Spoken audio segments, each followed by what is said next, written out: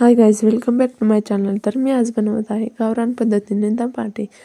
तर मी लसूण मीठ उकळात वाटून घेते, बारीक वाटून घ्यायचं. नंतर मी मिरची आणि मीठ वाटून घेते,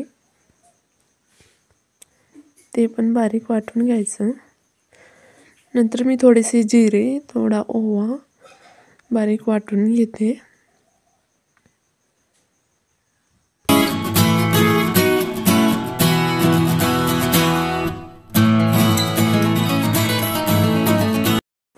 एका ताटात मी गव्हाचे पीठ आणि ज्वारीचे पीठ घेते. 2 वाट्या मी गव्हाचे पीठ घेतले आणि 1 वाटी ज्वारीचं पीठ घेतलं आणि थोडंसं डाळीचं पण घ्यायचं, अर्धी वाटी. यात मी आता लसूण मीठ वाटून घेतलेलं ते टाकून घेते. मिरची वाटून घेतलेली ते पण टाकून घेते.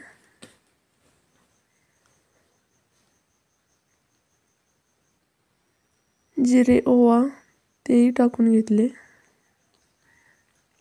धनिया पावडर टाकून घेतले.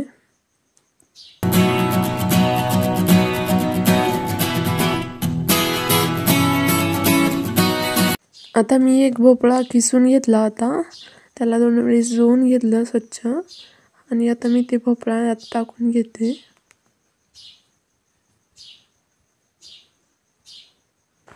यात थोडीशी हळद टाकून घेते आणि थोडेसे मीठही टाकून घेतले.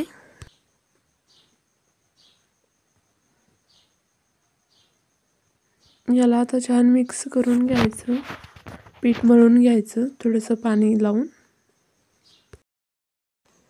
तर मळून झालं आहे पीठ. तर मी आता धपाटे थापून घेते आहे. तर मी आज चुलीवरती धपाटे बनवणार आहे.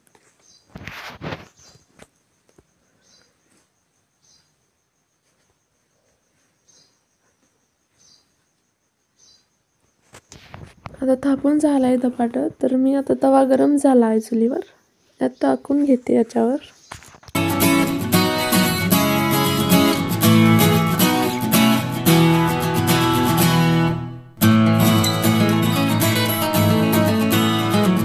आता चुलीवर ह्याला छान भाजून घेते.